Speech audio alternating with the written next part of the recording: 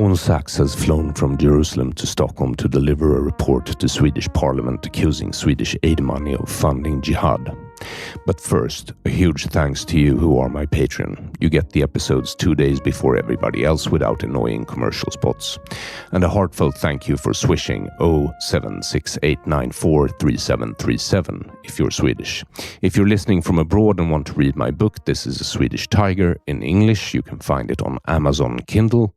As an ebook, I highly recommend that you do, considering it provides a great deal of background to our discussion today. Shaun Sacks is senior researcher for an organization called NGO Monitor. They have composed a report detailing some of the Palestinian organizations for human rights' use of Swedish taxpayer money. Sweden has been, for decades, one of the biggest international donors to the Palestinian cause. Sweden was the first country until just now to recognize Palestine as a state until we were joined by Spain, Ireland, and Norway just a little while ago. Our former Prime Minister Olof Palme, murdered on a street in Stockholm in 1986, was the first Western Prime Minister who, in his official capacity as a representative of a democratic state, welcomed Yasser Arafat into the fold. Why is something I discuss in This is a Swedish Tiger. The NGO Monitor report that we will be discussing in a moment details where this support is going to. Turns out, at least to a judicial jihad against Israel, if not more. With those words, I present Shaun Sacks. Enjoy.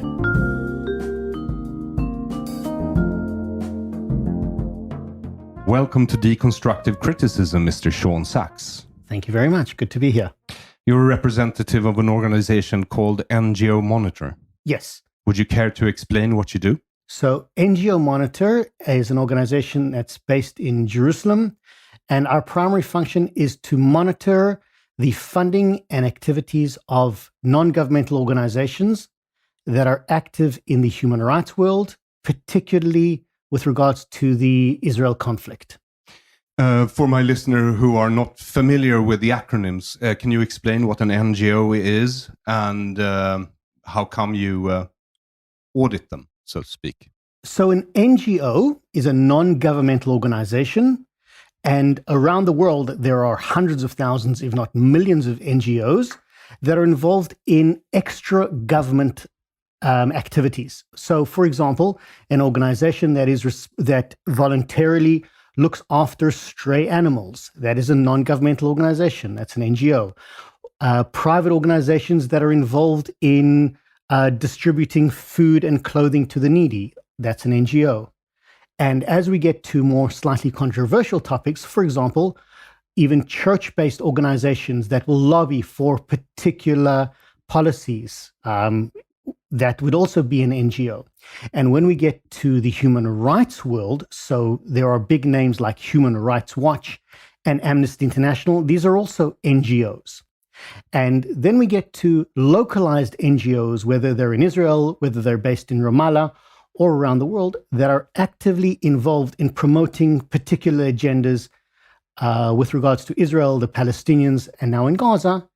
And we've discovered that the bulk of the money for the NGOs that are involved in Israel and the Palestinian areas, and these are the organizations that lobby for particular agendas, they're all funded primarily by foreign governments.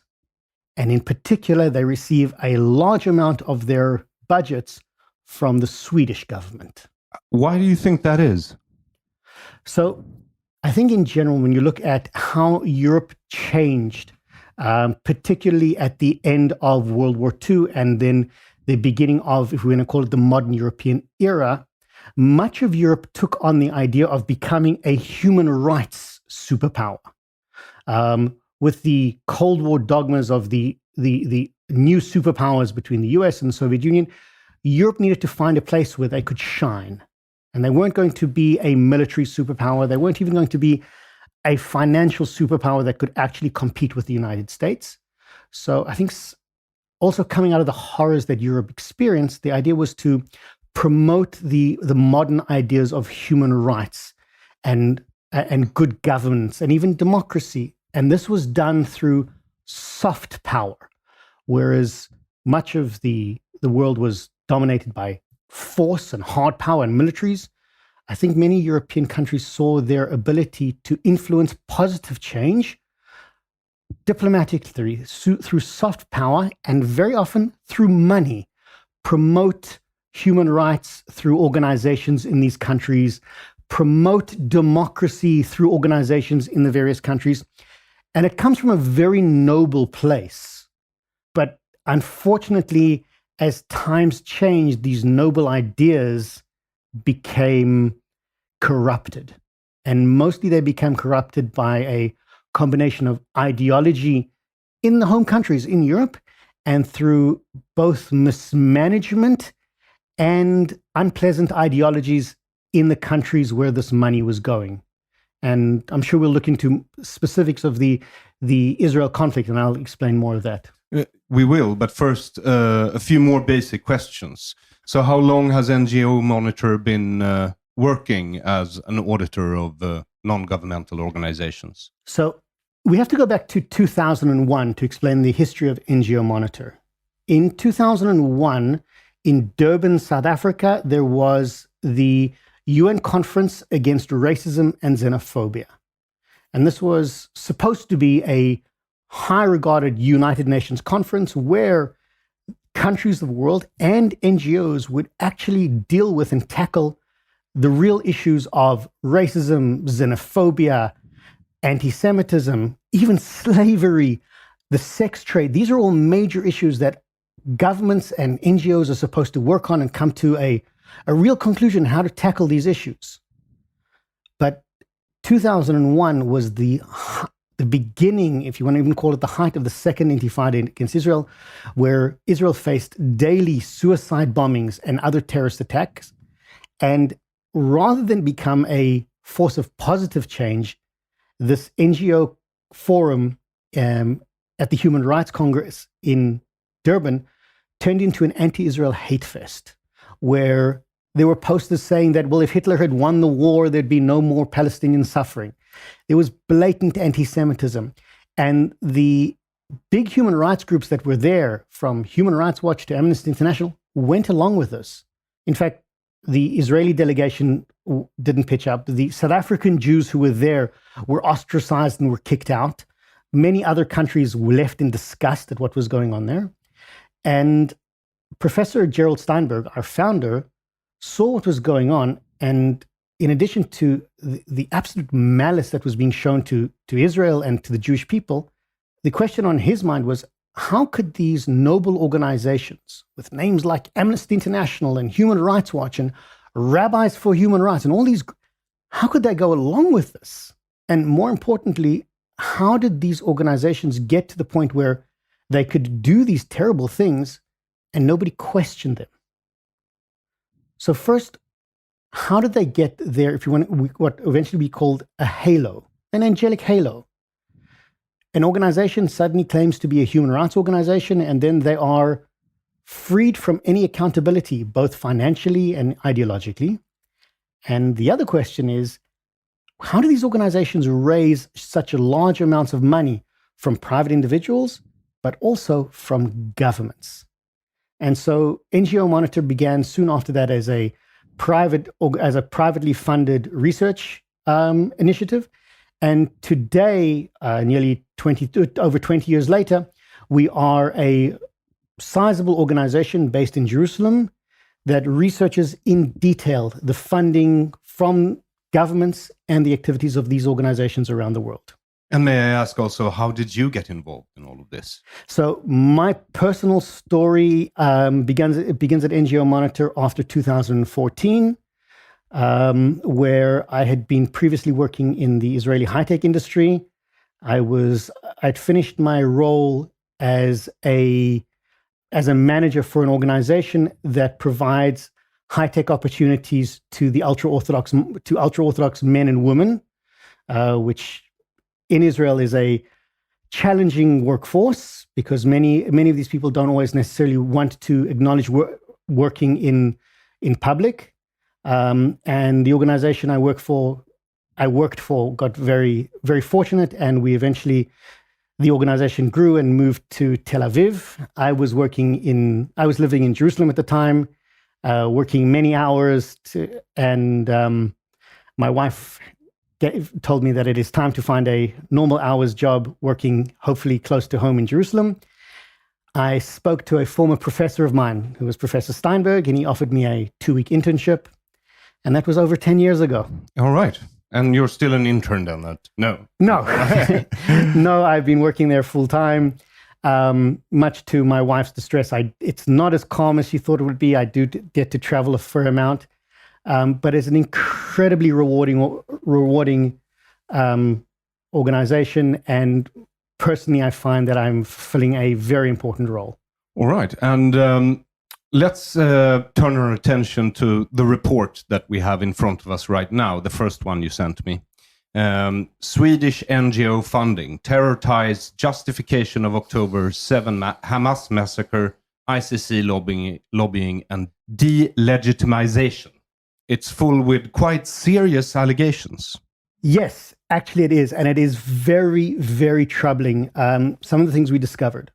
So let's start with by putting some facts on the table. I'd mentioned very early on that Europe saw itself as a powerhouse of human rights. And Sweden very often would be seen as the apex of that.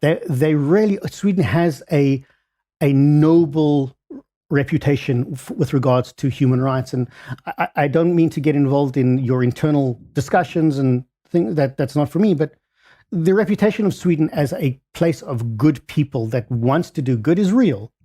Well, I think we're the first to call ourselves first a humanitarian great power, and then we elevated ourselves to a moral superpower. Right. And so we've been stockpiling morals, just so you know. Well, good for you, I think. But with that reputation came the idea that, well, let's use our reputation and our money to fund human rights groups and maybe even help come to some type of solution with regards to the Israel-Palestinian Greater Arab conflict. So that's where we can start with the noble ideas. But over the years, we've noticed that these same organizations, not only don't they have the same noble goals as the Swedish government and previous Swedish governments, is they still maintain a very, very extreme agenda. And very often this agenda means the eradication of Israel, flirts with and sometimes crosses the borders of anti-Semitism, encourages militancy, and all of these things are the complete antithesis of what Sweden means to fund and support. At least what it says it wants to support. Right. So we noticed this a trend for many, many years, and it became exacerbated after October 7th. Now, I don't need to explain to anybody the terrible things that happened to Israelis on October 7th, from sexual violence to the murder of 1,000 people, to desecrating of bodies, to burning. Terrible, horrible things happened.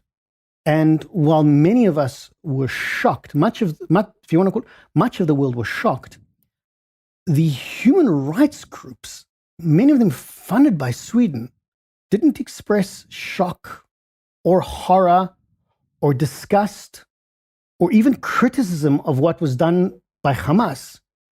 Quite the opposite. Most of them were very silent.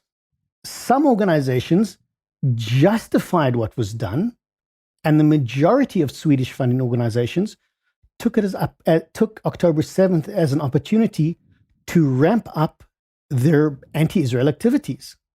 And it was quite shocking to see some of these things. And when we looked at how these organizations operated and what had been done, unfortunately, the writing was on the wall. We saw this coming. Not the tragedies of October 7th, but the reactions. So I can go through a couple of examples with you. I think we should. But before we do that, the allegations that you level in this report is that these organizations, NGOs, have failed to condemn these blatant violations of human rights and humanitarian principles, justifying and celebrating the attacks. And some have been explicit in defending and supporting terrorism. And some representatives of NGOs have spread messages denying Hamas atrocities, such as the systematic rape of Israeli women. And a lot of these organizations are funded by the Swedish SIDA. Yes, that's exactly what we're looking at. So we started off by looking at particular organizations. SIDA, or I'm not going to pronounce it correctly, so I will just use my accent. SIDA, the Swedish International Development Agency, has a number of different funding programs that gives money to NGOs, human rights groups, in Israel and in the Palestinian Authority. So we started very simply just looking at these organizations and what they did and said after October 7th, and then we correlated that with what they did and said before October 7th. So let's start with SIDA's main human rights program, which gives 140 million Swedish crowns to a number of organizations, both Israeli and Palestinians, for human rights. Now, I'm going to stop here and make a very important statement about Swedish policy. As an Israeli, it's not appropriate for me to tell Sweden what your policy should or shouldn't be. I would hope that most Swedes would have the same opinion, that as a Swede, you don't get to tell me what my policies should be. But be that as it may, I'm going to look at specifically Swedish policy. What is the current Swedish government and the previous Swedish governments, what do they want as an ultimate solution to what is going on in our area? So both the previous government and this one all speak of a negotiated two-state solution. Now, we can discuss what does that actually mean, and there are going to be challenges like Jerusalem and settlements and all these different things, but the end goal is a negotiated two-state solution of an independent Israel and a Palestinian state. Okay, that is what the Swedish government wants. So I would hope then, if that's what you want, that should be the starting point, that any organization you support has to, at the very least, say that, yes, we also support a negotiated two-state solution. Sounds reasonable. But they don't. Many of them are very clear about the fact that they don't want to get involved in a two-state. They don't think a two-state solution is the right solution. And many of them will take the point of, well, diplomatically, we just won't say anything. We're human rights groups. We don't deal with this. That I think is a huge problem.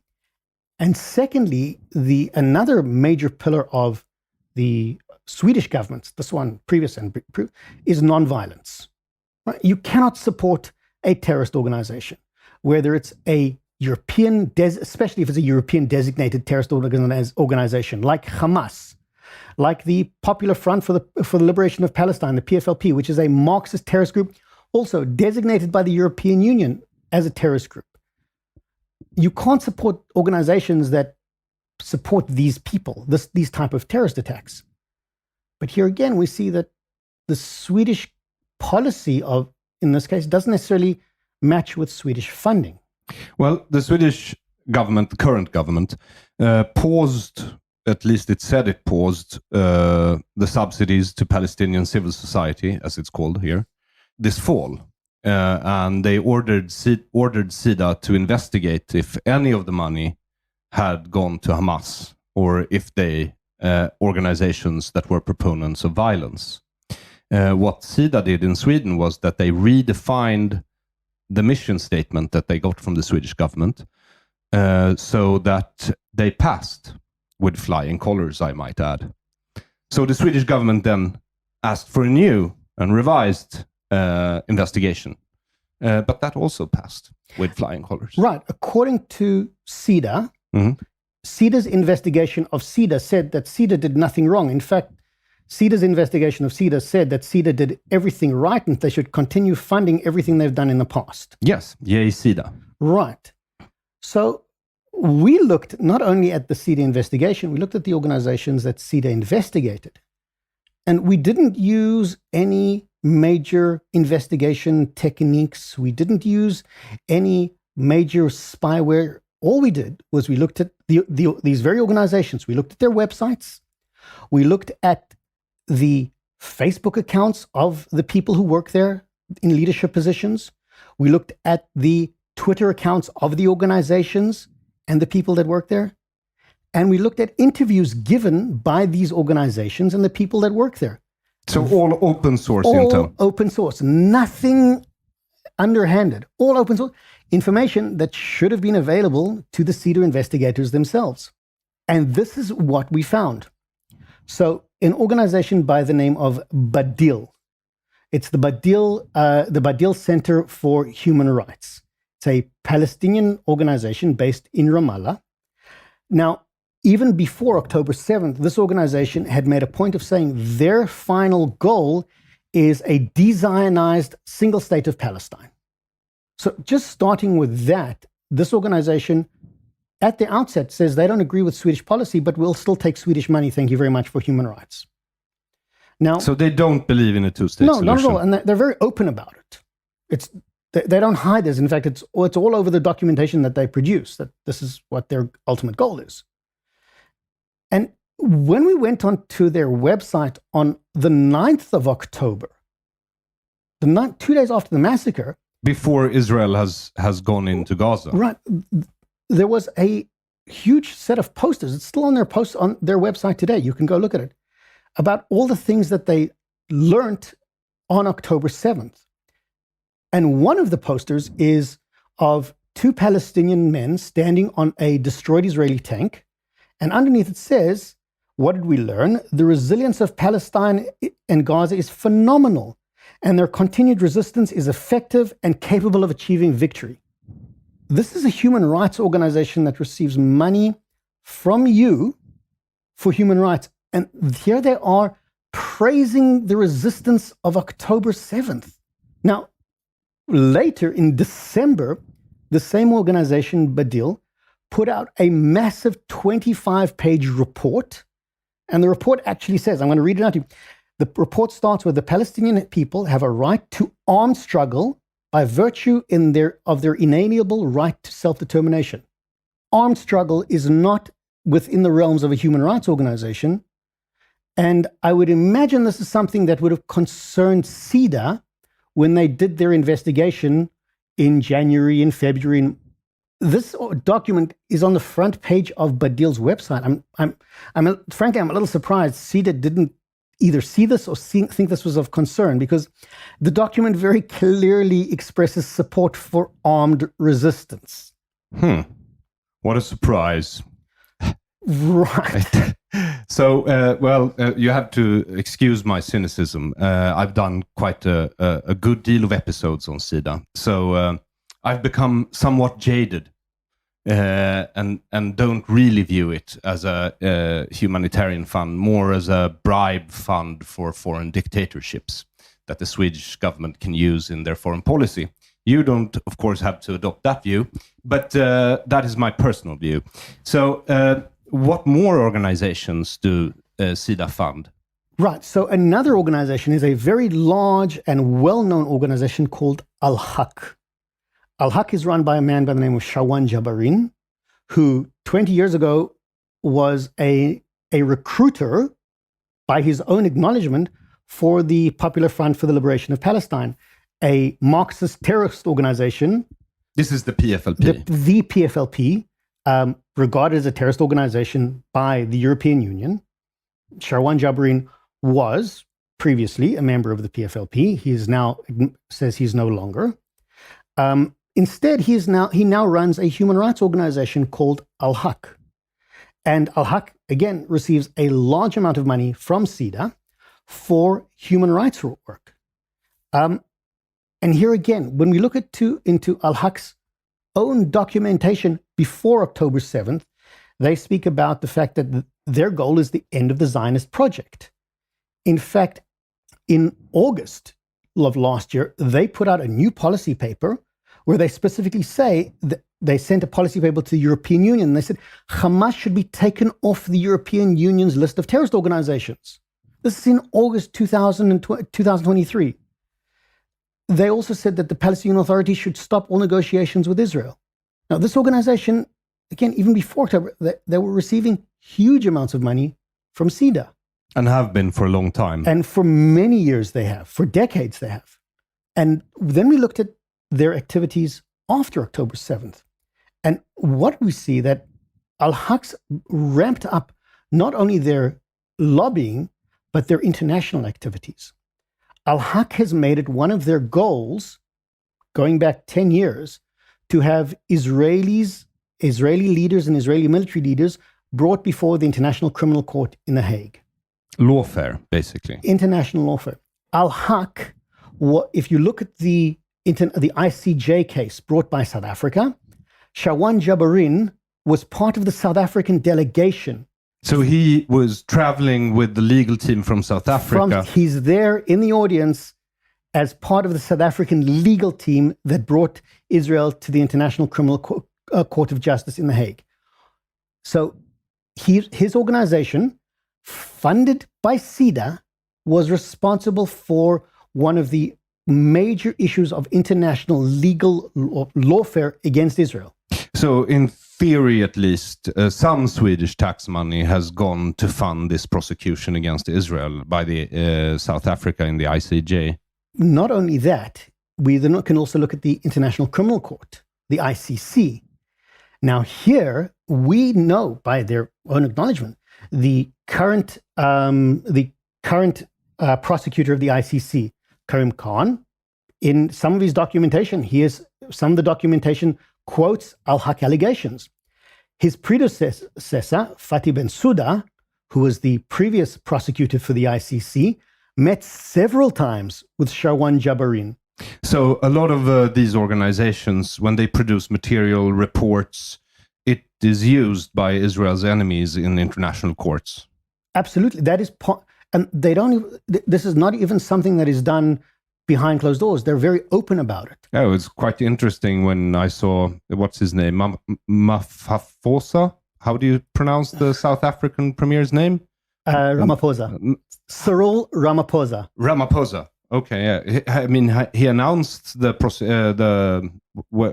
prosecution from Qatar, didn't he? It was at a Qatari press conference. Well, not only that, there's also there are currently many questions that the South African public are asking.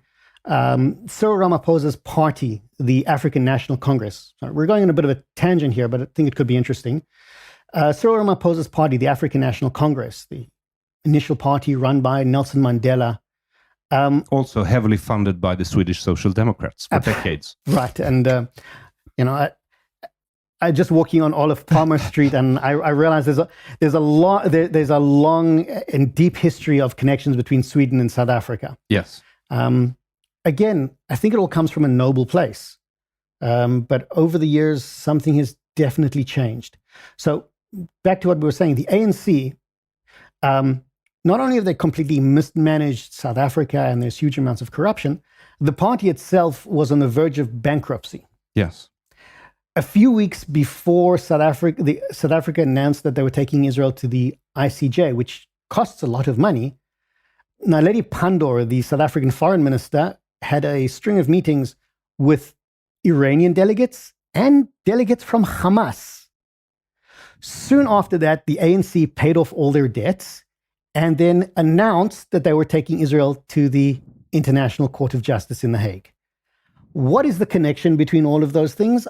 Well, many people are looking into that now, but we do know for a fact that the South African government, prior to taking Israel to the International Court of Justice, met with an Iranian delegation and a Hamas delegation. That tells us a lot about the direction that South Africa wanted to go in. So back to our story of the NGOs, Shaun Jabarin Yes.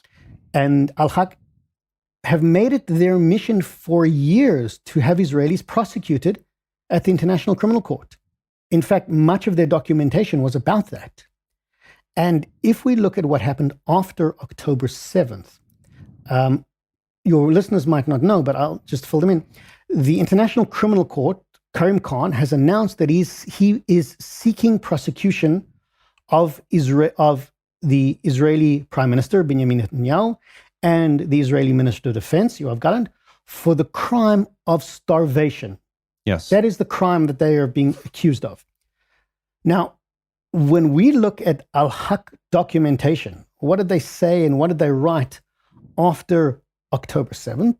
Well, they didn't say anything on October 7th. They were very worried about Palestinian civilians, nothing about Israeli civilians, nothing about Hamas. Definitely no criticism of what had happened. But on October 9th, Al-Haq put out a document warning about impending starvation, and they began an international campaign warning that Israel is starving the population of Gaza on October 9th, before the first Israeli troops had even begun the ground operation into Gaza.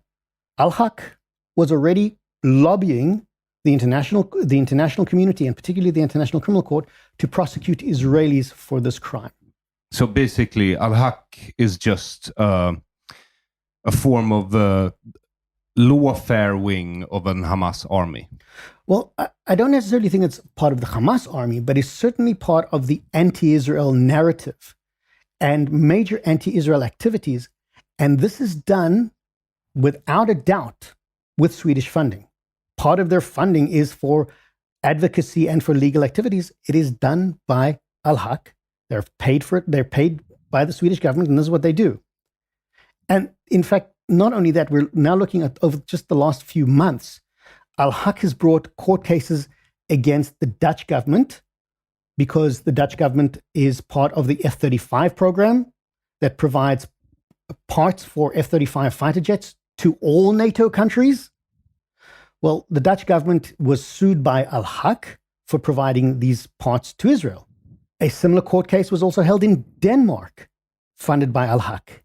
There is a court case against various ministers in the United Kingdom, also funded by Al-Haq.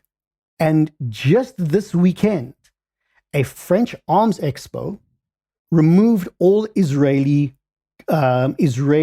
producers from the expo, even to the point where they said Israelis can't be at this expo.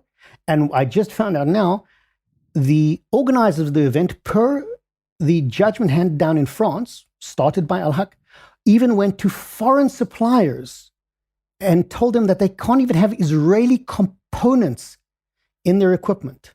So we've gotten to a point where Al-Haq lawfare is ensuring that Israelis are completely excluded. And all of this is done with a fair amount of Swedish government funding. Yeah, it reminds me a bit about the Aryanization process that Hitler Germany engaged in from 1933 and onwards, where, you know, companies that traded with Germany couldn't have Jews employed or Jewish sub-producers for their products and so on. But when I said that thing about Al-Haq and a judicial front, it's obvious to me, being outside of Israel, that yes, you are fighting in Israel a seven-front war against real armies like Lebanon, Syria, Iraq, Yemen, and Hamas in Gaza and Iran. But it's also obvious that on the international stage, there's a concerted diplomatic front and a legal front. Absolutely. Concerted diplomatic front, both in various parliaments, including here, and at the United Nations, and a major legal front. And what we find fascinating is the last three that we spoke about, the international lobbying, the local lobbying, and lawfare are funded by the Swedish government. So we spoke about Al-Haq. Al-Haq is just one organization. There are others. One of them is called the Palestinian Center for Human Rights.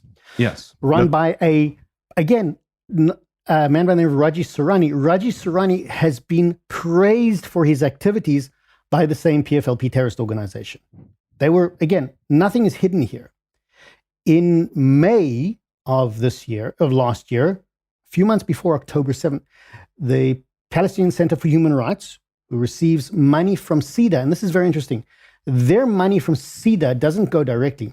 Their money comes from Save the Children Sweden. Save the Children Sweden, a noble NGO, runs projects in the Palestinian Authority. One of the main projects is run by the Palestinian Center for Human Rights. And what do they do with this money? Well, they do international lobbying. And they put out a document of their 5 major causes. This is in May 2023. And one of the bottom line actually says this. I'm going to read this out to you because when we first read it, we couldn't believe it. This is, again, funded by CEDA. These are partners with Save the Children. PCHR, the Palestinian Center for Human Rights, affirms the rights of the Palestinian people to resist occupation by all means, including armed struggle, all the way to achieve their legitimate rights, end occupation, and establish their independence. Now, after a concerted amount of complaining, PCHR removed this language. But they weren't even bothered to put it on in the first place because they thought one of two things. Either nobody would care, or even if people didn't care, it's not something that they find unusual. Of course they support the armed struggle. In fact, even today as an organization, PCHR, the only time they've ever, in the last 15 years, the only time they've ever condemned Hamas or Hamas rockets being fired at Israel is when those rockets misfire or kill or injure Palestinians. Then they have their very interesting language. PCHR, with CEDA funding, says when rockets are fired at Israel and they kill or injure Palestinians, that is an unacceptable use of resistance weapons. I see. So shooting rockets at Israelis is fine. Shooting rockets from within Palestinian civilian populations is fine. If those rockets kill Israelis, they don't say anything. If those rockets injure or kill Palestinians, well, that is wrong, not because you shouldn't be doing it, just because that is a misuse of your weapons. Your weapons are supposed to kill Israelis, not Palestinians. And this is a human rights group that is worthy of CEDA funding, that is worthy of being a partner of Save the Children. Well, obviously. And Raji Sarani, the head of this organization, sat next to the South African delegation at the ICJ. His picture is also there. He was also part of the International Legal Front against Israel at the International Court of Justice and the International Criminal Court. And he is also PFLP. Well, it's interesting. He acknowledges that in his youth, he was a member of the PFLP, but only a few years ago, he received praise and prize from the PFLP. All right. So when CEDA says that they can't find any Hamas connections in their NGOs, they're actually telling the truth because they're not saying anything about PFLP. Right. They're in some cases, they're right. There probably are no direct connections to Hamas, but that I think is a problem in that Hamas is just one of, and the largest of the terror groups that operate in the Palestinian areas and Gaza. In fact, Hamas put together what they called the Joint Control Room, which was run by Hamas, but included the Palestinian Islamic Jihad, included the PFLP, and a number of other smaller groups. DFLP and so on. PFLP, DFLP Central, all of these organizations that ideologically are opposed to each other, but when it comes to attacking Israel, they all seem to get along. In fact, the PFLP was very proud of the fact that their operatives were involved in some of the attacks on October 7th. Rocket attacks, attacks on soldiers, murders in kibbutzim. The PFLP was very proud of their participation in that. And I don't understand how that was overlooked. And I said, well, we just look at Hamas. It's the equivalent of saying, well, we're only going to look at some murderers, but not others.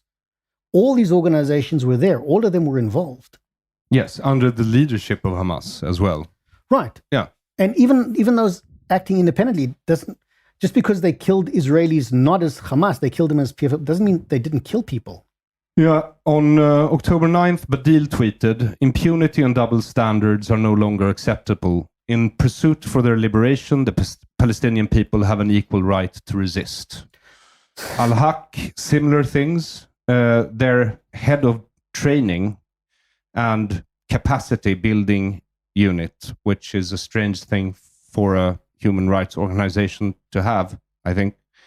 It is written in the Hadith, "You must wage jihad. The best jihad is preparing for war, and it is best to prepare for war in Ashkelon." That's an Israeli city for you who doesn't know. So I'm just going to, these quotes come from the organization's members themselves that they made very public. We didn't have to look for them. CEDA should have found them. And here they are in public. They're linked. Anybody can look at them. It's just surprising to me because PFLP is a Marxist organization, right? And so they're not supposed to be jihadi, but this guy tweets out, "You must wage jihad." Right. So that's it. Like I said before, when it comes to even the most secular of Palestinian groups, even the most Marxist of Palestinian groups, when it comes to the militancy of their attacks on Israel, anything seems to be justified. You can have Marxists who will invoke jihad. You have jihadis who will invoke their fight against capitalism. When it comes to fighting the Jews, everyone will make weird bedfellows. Obviously, and then we have another thing that we have to go through, and that is this. The second part of the report, which is Swedish-funded NGOs spearhead genocide accusations. Would you care to explain? Right. So that is the account at the International Court of Justice, which we mentioned earlier, where South Africa decided to take Israel to the International Court of Justice for the crime of genocide. That is a very, very powerful thing to do. And what happened is we saw, as I'd mentioned before, that both of these CEDA-funded organizations were part of the legal team. And the legal work went as follows. I'm going to summarize it as like this. Israel, after October 7th, did everything in their power to defend their people, to try and get back hostages, and to come to terms with the fact that we were living in a new reality. The ground offensive and the air offensive, by all means, was proportional and maybe even a little bit harsh, but proportional to anything that has been done by virtually every country in the last half a century. But again, starting from October 7th already, these NGOs began a concerted effort to say that Israel is guilty of genocide. And this was done purposefully for the point of saying, well, not only do we want to defeat Israel militarily, not only do we want to defeat Israel and continue activities like October 7th, but we're going to remove from Israel their ability to defend themselves physically with weapons and funding. And also we're going to make sure that the international legal structures are turned on Israel. And so the minute we began seeing things like tens of thousands and 30,000 people killed, again, numbers that were completely fake and made up, well, not only the NGO world, the human rights world, funded by CEDA, adopted this narrative of Israel killing tens of thousands of people in indiscriminate bombings and even sexual violence, and some cases that things that were completely made up against Israel. I read the report from the UN. I suppose you read it too, right? But when you look at who do all these organizations cite? Al-Haq, Palestinian Center for Human Rights, and many other organizations. This is the core of the legal, as you called it, lawfare against Israel, is the CEDA-funded NGOs. They had already in place for a long time a mechanism that said Israel is guilty. And you're telling me they're supplanting the information that the UN bases its reports on. It's again, none of this is hidden. In some cases, we saw that the claim of jihad was made after the fact. What do I mean? Many of these organizations had already said Israel is guilty. All they needed to do is find what Israel was guilty of. So genocide became the new call. 2 years ago, it was apartheid. Israel, in the eyes of these human rights groups, Israel is always going to be guilty of something and should be condemned for something and should be dismantled for something. Yeah, what's interesting to me is the language you use. You call it genocide inversion, right?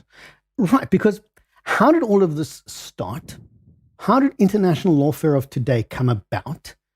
From the horrors of World War II, from the horrors of the Holocaust, where Jews were the primary victims.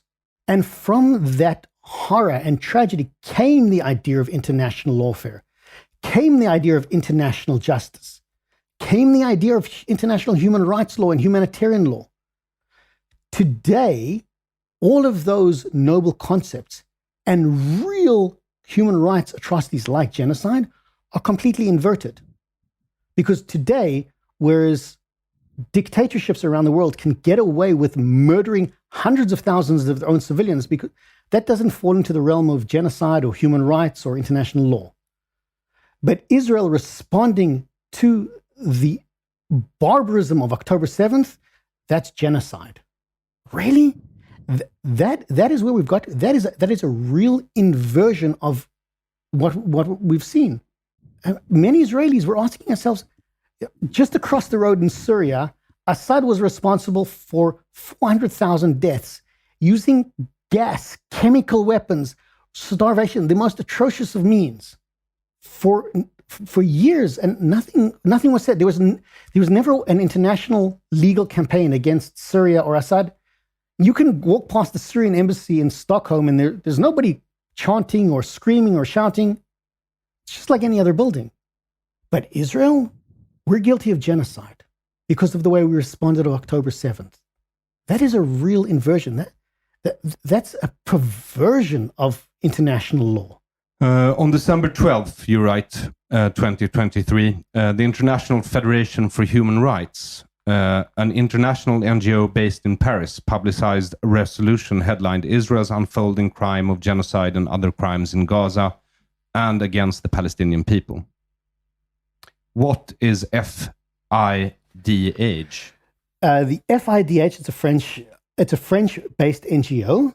This is an organization that is, if you want to call it, an umbrella group for lobbying activities on behalf of human rights. And not surprisingly, on their leadership is Shaun Sacks, the member of Al-Haq we spoke about, and a number of other Palestinian NGOs. And this is a lobby group. Their primary goal is to lobby for international activities. And pay attention, what was the date on that? October, it was in December. Yes, December 12th. So this is... But on October 11th, Al-Haq tweeted, for the fifth day, the occupation forces continue to launch their attacks on the Gaza Strip in such a way that amounts to acts of genocide. There we go. So this is only a few, if you want to call it, less than a week after the atrocities of October 7th. Already, we have the first instances of genocide being used. Now, again, hundreds of thousands of people have been gassed to death in Syria. Tens of thousands of people are killed in real atrocities and genocide. Yet here, CEDA is funding an organization that within hours is saying Israel is committing genocide. And then it's no surprise that they collect this documentation and they're able to speak to other NGOs. And one NGO says the same thing, and then it's copied by another NGO. And they use Hamas figures of tens of thousands of people killed. And then suddenly all this bulk of information goes to umbrella NGO groups like the FIDH. And within a very short period of time, the entire human rights world is telling us Israel is committing genocide. Israel is responsible for human rights atrocities. And it becomes a major international combined lobbying effort that we haven't seen the likes of anywhere else in the world.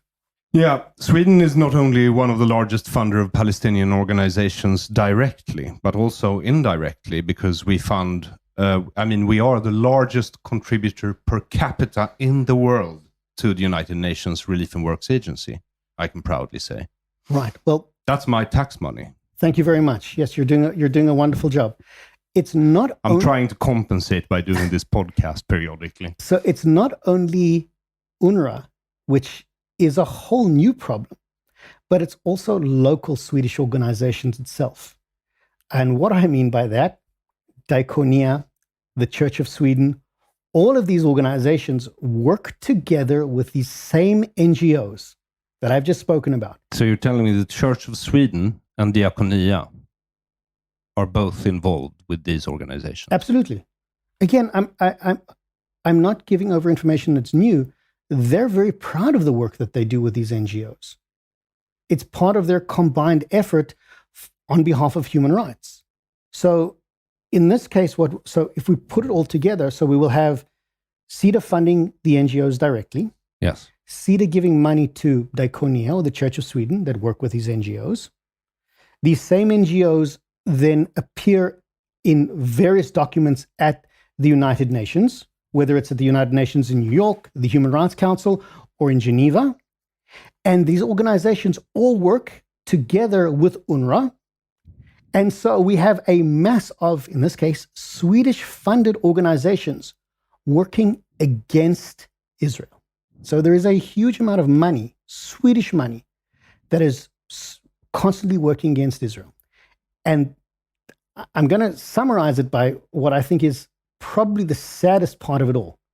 While all of this is happening, these same organizations, not only UNRWA, Diakonia, Church of Sweden, Al-Haq, Palestinian Center for Human Rights, and all of these, because they are regarded as human rights organizations, they then meet with CEDA and Swedish emissaries at the foreign ministry here in Stockholm or at the various embassies around the world, and they lobby for Sweden to continue funding human rights.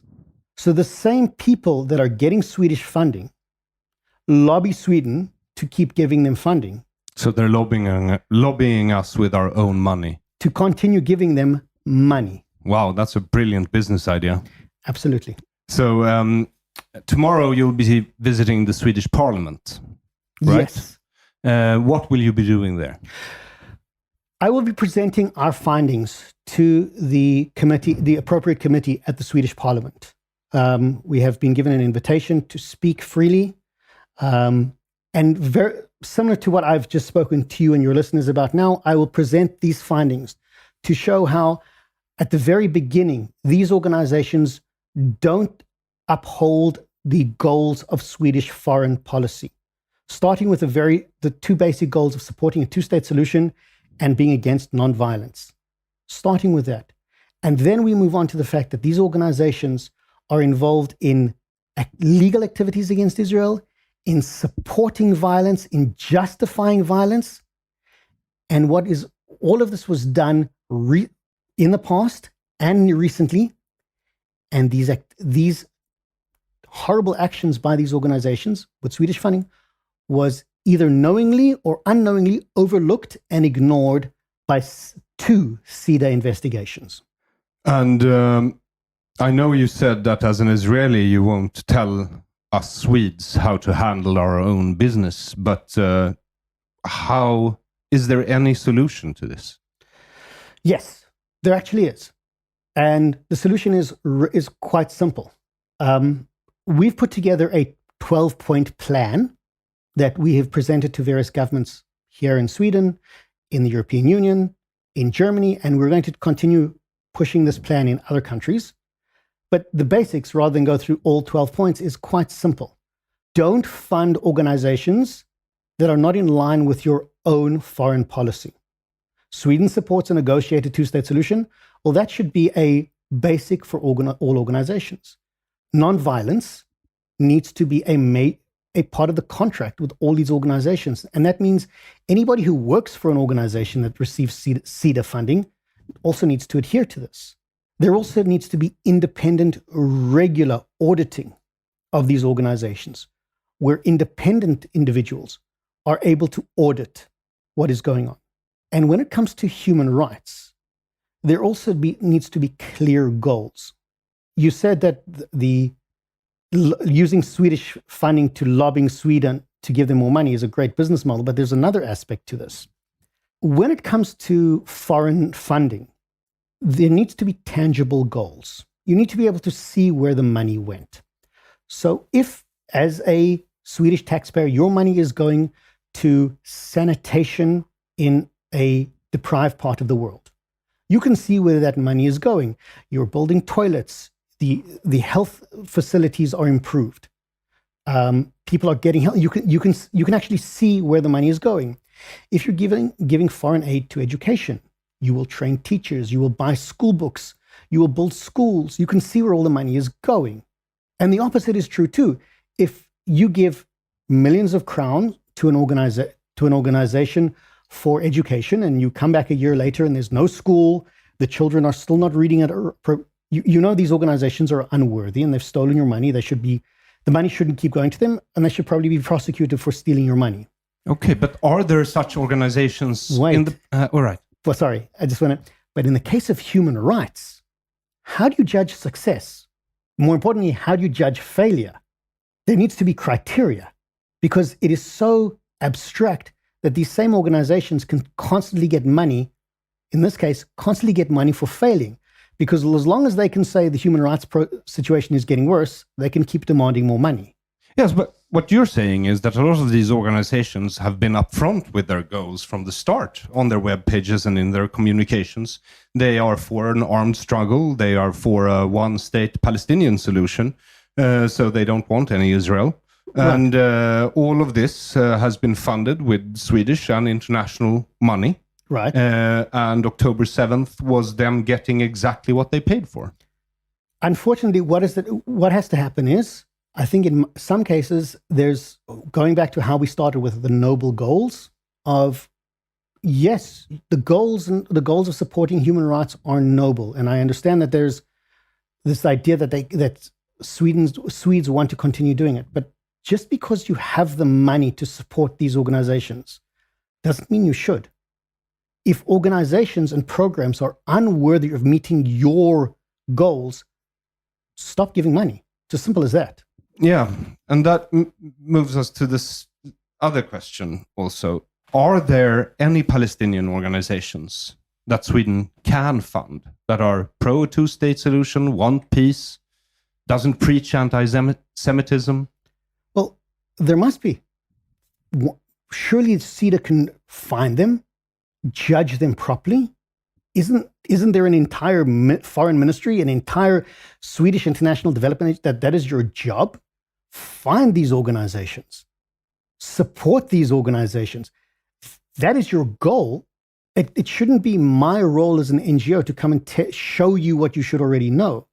But it is. Because that's the purpose of your NGO. Right, and that is the problem. I would like nothing more to say. You know what? Well done. CEDA is supporting NGOs that support human rights, peace, reconciliation, a two-state solution. Holds both sides to the same standard. So that is what CEDA employees should be doing, finding these organizations.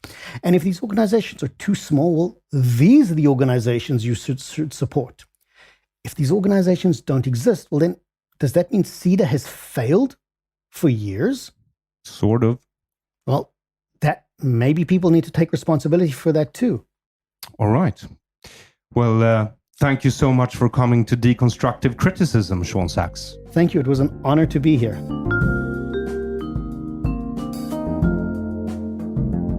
Thank you for listening to Deconstructive Criticism. This episode's guest was Shaun Sacks. You can find him on Twitter by following the link in the description of this episode on aaronflam.com, which you'll find the link to in the description of this episode, regardless what platform you're listening on.